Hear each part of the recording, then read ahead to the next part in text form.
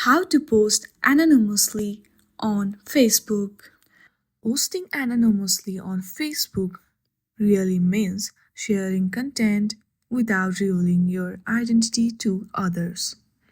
For that, first of all, you have to make sure that your Facebook application is up to date. Once you check that, simply launch your Facebook application. Then, make sure that you have logged into your account. Now, open any group where you want to post anonymously. You have to simply hit on the menu button which is on the bottom right corner of your screen. From there, select groups and select the group in which you want to post.